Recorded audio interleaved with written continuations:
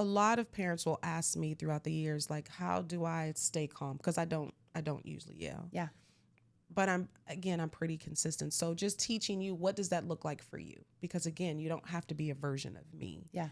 And so it's just teaching you how to use words. So what I hear a lot is, do you want to get this? Do you want to pick that up?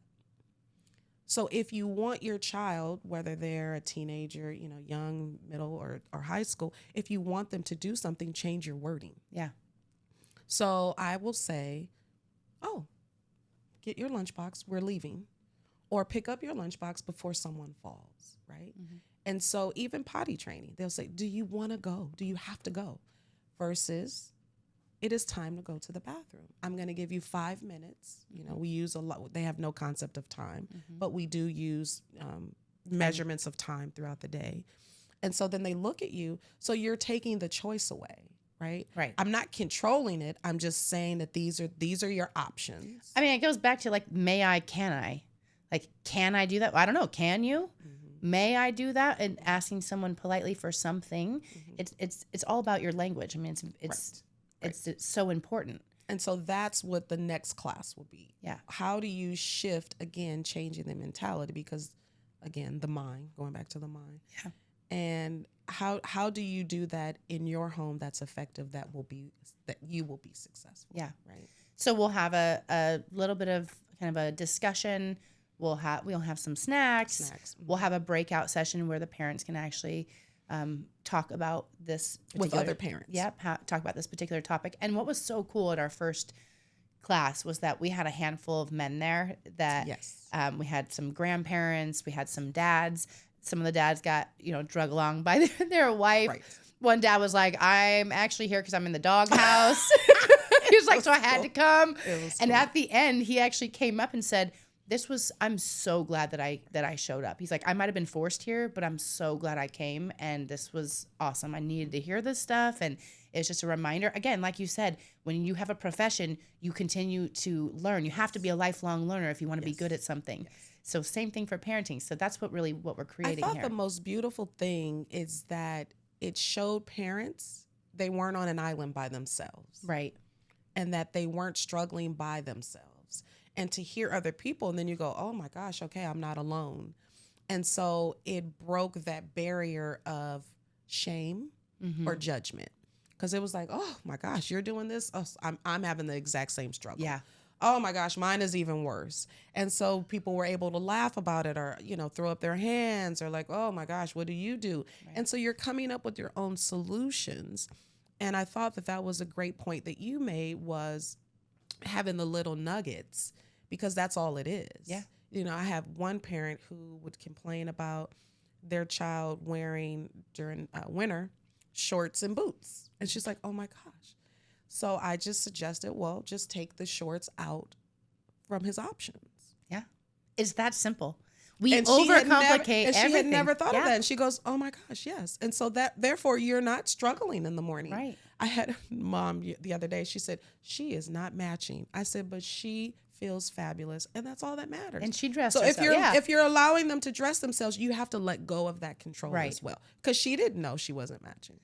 Well, and I think for these classes, you don't have to be falling apart to come. You just have to be human. That's it. And it's not that you have to feel like, oh, I can't go to that because I'm not struggling, or or I'm again. We want to touch on, like, if you come as you are. Yes. You be a little vulnerable and just show up, because everyone else. I mean, how many people did we have? I think it was 17 or so at this first class, and everyone. It was like so refreshing to hear people say, like, I'm doing this is like.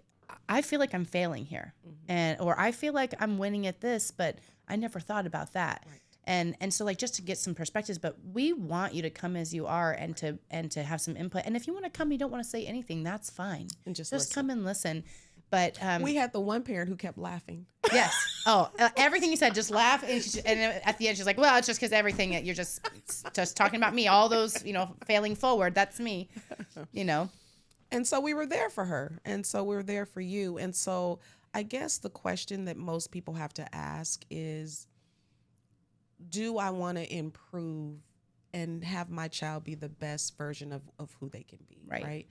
And so when you talk with other parents, if you talk with other teachers, like what are their expectations? Get their ideas on how they feel.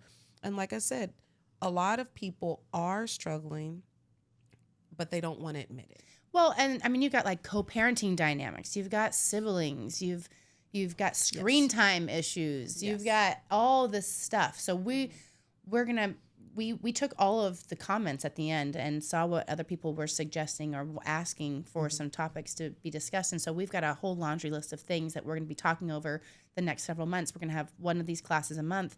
And I think even when you just start talking about like your spouse, like my husband is kind of Mr. Mom in our house because even though we're both breadwinners in the home, I have to interface with clients and I'm out of the home a lot. And so I come home and I haven't touched any laundry in 5 years. So it's been lovely.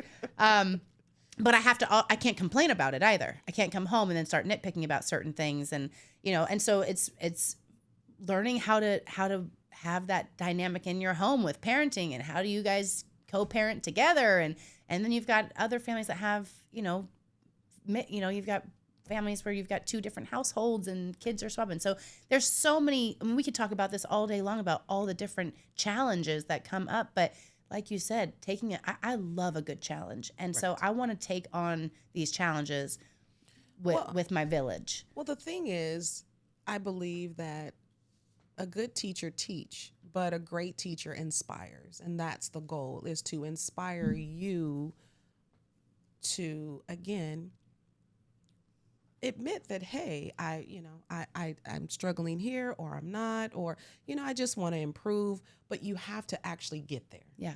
And so the point of this podcast is to reach out to those people to say, hey, we're here for you, because I'm not perfect. Yeah. And I don't have all the answers. Yes. And I'm not here to give the answers. Mm-hmm. I'm just here to inspire you and to give you support so you can be the best version of yourself. I love that you said that your key there says inspire, right? Yes. That's a giving key. This is a giving key.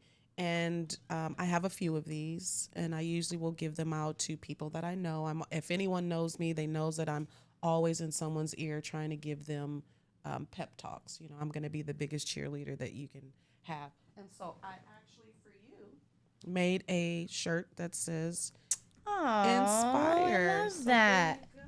Thank you. That's amazing. Because I feel that if each of us do one good deed and we inspire someone else, then those are the ripples of happiness. Those are the ripples of, when you go somewhere, you feel good. You feel good about the experience, right?